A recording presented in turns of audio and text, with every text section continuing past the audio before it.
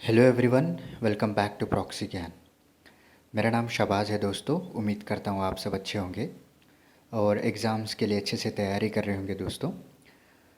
Before we proceed, पहली बात happy independence to you, क्योंकि आज स्वतंत्र दिवस है। सारे देश में हमारे देश की आज़ादी का जश्न मनाया जा रहा है।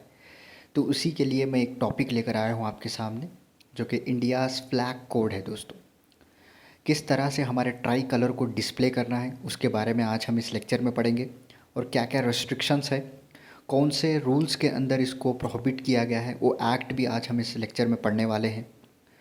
और उसके बाद प्रेजेंटली क्या क्या चेंजेस हुए, ये सारा कुछ आज हम इस लेक्चर में देखेंगे। तो बिफ़ोर वी प्रोसीड, मैं आपको छोटा सा अपडेट देना चाहता हूँ कि अगर आपको कोई भी एग्ज़ामिनेशन काउंसलिंग चाहिए तो आप, हमारा वेबसाइट है www.proxygyan.com, वहाँ पे विज़िट कर सकते हैं। सारी जानकारी आपको मिल जाएगी। अब हमारे जो एक्सपर्ट एजुकेटर है विरोनिका जी, उनके ज़रिए से आपको काउंसलिंग दी जाएगी। मेनली फोकस रहेगा यूपीएससी आंसर राइटिंग पे, जो आपके पर्सनल स्ट्रेंथ और वीकनेसेस पे डिपेंड रहेगा दोस्तों, वो गाइड करेंगे। ओके, तो लेट्स बिगिन अवर लेक्चर। तो इंडियन फ्लैग को कब अडॉप्ट किया था, बेसिक से आज मैं बताऊंगा आपको। तो पहली बार जब 1947 कॉन्स्टिट्यूंट असेंबली हुई थी जुलाई 22 को, उस वक्त इंडियन फ्लैग को अडॉप्ट किया गया था। ओके, तो इससे पहले हम थोड़ा हिस्ट्री जान लेते हैं। पहला जो हमारा नेशनल फ्लैग था वो थोड़ा डिफरेंट था। अभी आप देख रहे हैं ऑरेंज हो गया, वाइट हो गया, राइट, ग्रीन हो गया। तो पहला जो था वो हम लोगों के पास 3 हॉरिजेंटल स्ट्रिप्स थे, एक रेड वाली, एक येलो वाली, एक ग्रीन वाली, जैसे सिग्नल्स रहते हैं ना, ट्रैफिक सिग्नल, उस तरह। और उसको पहली बार लहराया गया अगस्त 1906 को एट पारसे बगन स्क्वायर। याद रख लीजिए, लोकेशन भी वेरी इंपॉर्टेंट है, क्योंकि कई सारे जो स्टैटिक जीके होता है ना, तो वहाँ पे आपको इस तरह के क्वेश्चंस पूछने के चांसेस होते हैं। तो पहली बार कौन सा फ्लैग लहराया गया था, रेड, येलो, ग्रीन, अगस्त 7 1906 पारसे बगन स्क्वायर में, जो कि कोलकाता में है। Let's move on. उसके बाद कई सारे चेंजेस किए गए।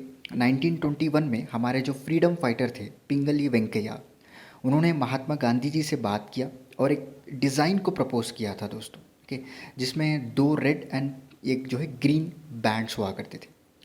फिर वो भी जो है चेंजेस किया गया उन्हीं के द्वारा।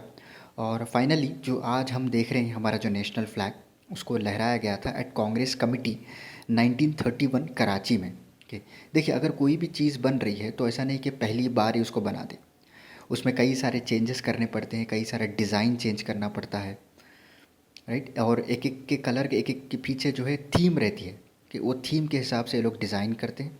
उसके बाद पहली बार जो है कांग्रेस कमेटी में इस फ्लैग को लहराया गया। What were the early rules governing the display of the try colour. देखिए, यहाँ पे 2 एक्ट्स आपको वेरी इंपॉर्टेंट है, आप उसके नाम याद रख लीजिए, क्योंकि एमसीक्यूज़ में पूछने के बहुत सारे चांसेस हैं।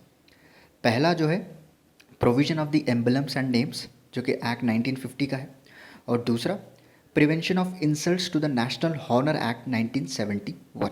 ये दोनों ऐसे एक्ट हैं जिसके तहत हमारे इंडिया का जो ट्राई कलर फ्लैग है उसको गवर्न किया जाता है। मतलब कोई डिसरेस्पेक्ट करे तो क्या पनिशमेंट है, ओके, कहाँ पे यूज़ करना चाहिए, कहाँ पे नहीं यूज़ करना चाहिए, ये सारा कुछ ये 2 एक्ट के तहत डिसाइड किया जाता है। बट इसमें थोड़े बहुत चेंजेस हुए हैं, आगे हम पढ़ेंगे। तो उससे पहले तो चलिए, the prevention of insult to the national honour act 1971 prohibits the discretion, या फिर आप डिसरिस्पेक्ट बोल सकते हैं, या फिर इंसल्ट करना। कोई भी कंट्री का नेशनल सिंबल ले लीजिए आप, ओके, चाहे वो नेशनल फ्लैग हो, कॉन्स्टिट्यूशन हो, नेशनल एंथम हो, इंडिया मैप हो, कुछ भी हो, कोई भी ले लीजिए, तो उसको डिसरेस्पेक्ट नहीं करना चाहिए दोस्तों, ओके, उसको रेस्पेक्ट करना चाहिए। अगर आप उस तरह से करते हैं तो सेक्शन 2 ऑफ दिस एक्ट, जो नेशनल ऑनर एक्ट 1971 है, वो प्रॉपरली आपको पनिशमेंट दे रहा है। कितने साल की पनिशमेंट होगी? 3 साल की पनिशमेंट, याद रख लीजिए। अगर एक्सट्रीम केसेस हैं तो 3 साल की पनिशमेंट लगेगी ही लगेगी, उसके साथ आपको फ़ाइन भी देना पड़ेगा, ओके। तो 2 है। और इस को क्या करने पर ये पनिशमेंट और फ़ाइन देना पड़ेगा? या तो आप उसको फ्लैग को जला रहे हो, डिसरेस्पेक्ट कर रहे हो, डिसफिगर कर रहे हो, यानी कोई भी फ्लैग की जो शक्ल है उसको बदला के डिस्प्ले किया रहा है, ओके। नेक्स्ट, या फिर उसको ट्रैम्पल करने की कोशिश कर रहे हो, उसको फाड़ने की कोशिश कर रहे हो, ये सारा कुछ अगर पब्लिकली अगर आप कर रहे हो, पब्लिक प्लेस पे, कोई भी इंडिविजुअल ले लीजिए, कोई भी ग्रुप ले लीजिए आप, तो प्रॉपरली आपको सज़ा दी जाएगी। नेक्स्ट ये भी कर रहा है कि कई सारे नेशनल फ्लैग को डिसरिस्पेक्ट करने के लिए यू नो कहीं पे जो गंदी चीज़ होती है वहाँ पे भी बहा देते हैं, तो अगर उस तरह से अगर कोई पकड़ा जाए तो उसको भी जो है पनिशमेंट दी जाएगी। ओके, बट हाँ, थोड़े केसेस में एक्सेप्शन दिया गया है दोस्तों। अगर कोई पैरामिलिट्री फोर्सेस है, आर्म फोर्सेस के लोग शहीद हो जाते हैं हमारे जवान, तो उनके बॉडी को रैप करने के लिए, उनके बॉडी को कवर करने के लिए, sorry wrap is the not correct word, उनको कवर करने के लिए ट्राई कलर फ्लैग यूज़ किया जाता है, राइट। तो वहाँ पे एक रिस्पेक्ट है, क्योंकि उन्होंने हमारे देश के लिए जान दी है, तो उनके लिए जायज़ है, उनके लिए एक्सेप्शन है कि वहाँ पे अगर कर रहे हैं तो कोई पनिशमेंट नहीं रहेगी। अपार्ट फ्रॉम दैट, अगर आप उसका मिसयूज़ कर रहे हैं तो प्रॉपरली आपको सज़ा दी जाएगी।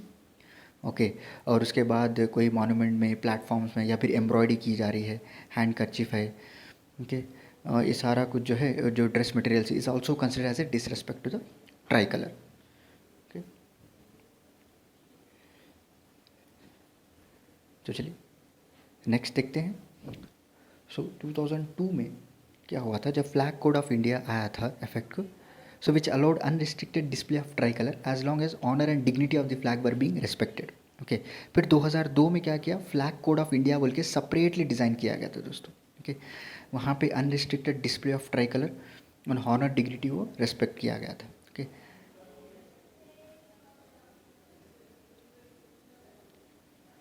और ये जो फ्लैग कोड है, okay, it did not replace the pre-existing rules. Okay, it was however effort to bring together all previous laws, convention and practices. Okay, क्योंकि कई सारे लॉस ऐसे थे जहाँ पे हाफ लॉस एक एक्ट के तहत गवर्न किया जा रहा था, हाफ लॉस और एक एक्ट के तहत गवर्न किया जा रहा था, तो ये सारी चीज़ों को कंबाइन करने के लिए एक प्रॉपर एक्ट डिज़ाइन किया गया, उसको कहते हैं Indian flag code 2002। Okay, and what are the restrictions on the display of tricolour according to the flag code, क्या क्या रेस्ट्रिक्शंस लगाए गए, चलिए वो भी देख लेते हैं। तो फ्लैग कोड 2002 तीन पार्ट्स में डिवाइड किया गया दोस्तों। ओके, एक आपका general description, okay, display of flag by public, okay, and rules for display for government and government bodies.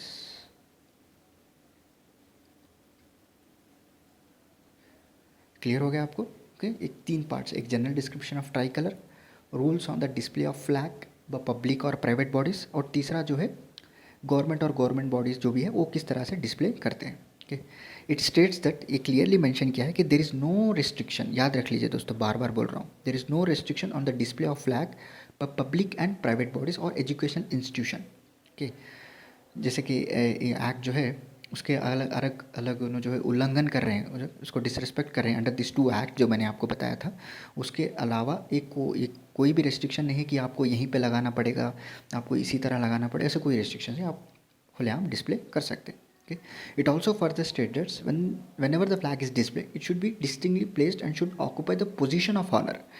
Okay, तो उसके उसके सपोर्टिंग में आप दूसरा फ्लैग को नहीं लगा सकते, एक पोजीशन ऑफ ऑनर देनी चाहिए, एक रेस्पेक्ट देनी चाहिए, क्योंकि आपको परमिशन मिल गई, आप कहीं भी डिस्प्ले कर सकते हो, तो लेके जाके जो है नीचे नीचे गाड़ दिया और उसके ऊपर कई सारे लोग चल रहे हैं, आ रहे हैं, वैसा नहीं करना चाहिए, so that it should not be damage, it should not be disabled. Okay, ये सारा कुछ मद्देनज़र रखते हुए आपको एक हॉनर रेस्पेक्ट देते हुए उसको डिस्प्ले कर सकते हैं। ओके, और any try colour which is damage should be destroyed in private, preferably by burning और एनी अदर मेथड, ताकि लोगों के सामने डिस्ट्रॉय ना करें। ओके, उसको रिस्पेक्ट देते हुए बाहर जाकर आप उसको डिस्ट्रॉय कर सकते हैं अगर ऑलरेडी वो डैमेज हो चुका है, ऐसा नहीं कि आप होना बोल के डैमेज कर रहे हैं।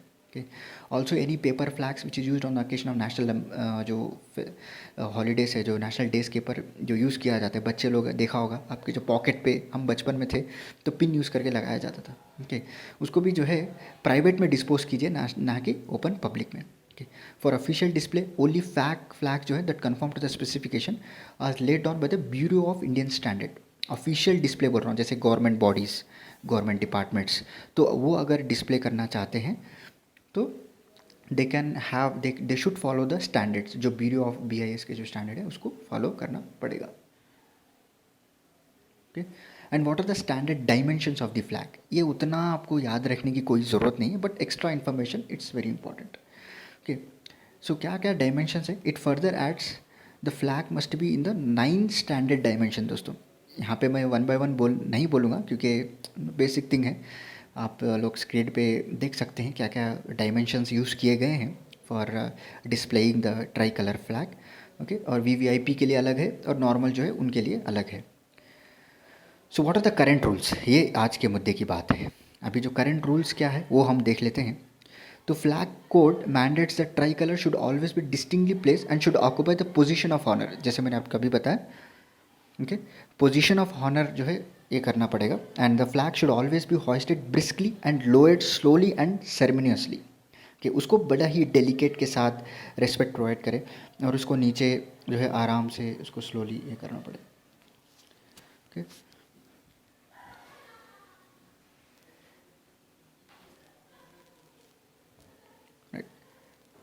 ओके, जब फ्लैग को डिस्प्ले करते हैं, staff projecting horizontally from a window सिल balcony in front of building, a saffron band should be at farther end of the staff. Okay, next, when display on the speaker's platform, the flag should be placed on the speaker's right as she faces the audience or flat against the wall above and behind the speaker.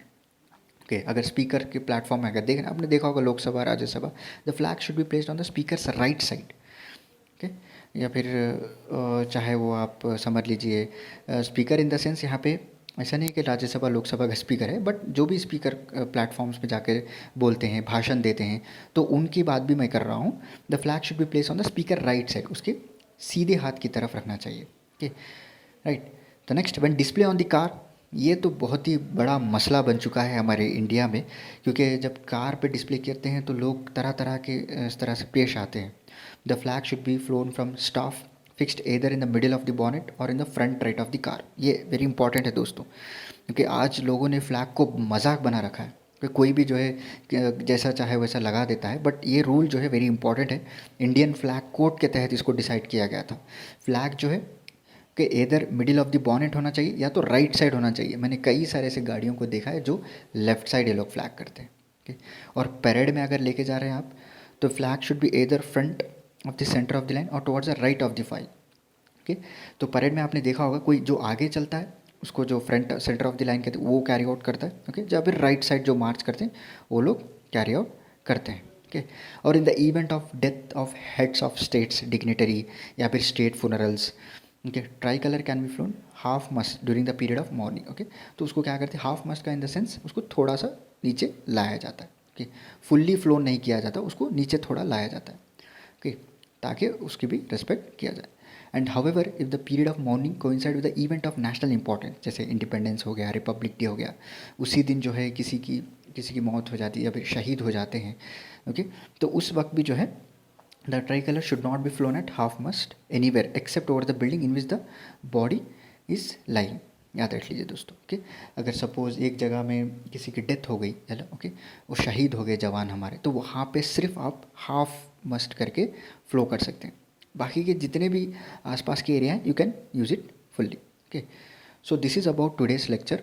उम्मीद करता हूँ आपको आज का मेरा lecture पसंद आया होगा। माफ़ी चाहता हूँ, थोड़े बहुत ग्लिचेस आ गए, टेक्निकल ग्लिचेस। ओके, उसके लिए क्षमा चाहता हूँ मैं। तो चलिए फिर मिलता हूँ मैं आपको अगले लेक्चर के साथ कुछ इंटरेस्टिंग टॉपिक के साथ। तब तक के लिए धन्यवाद दोस्तों।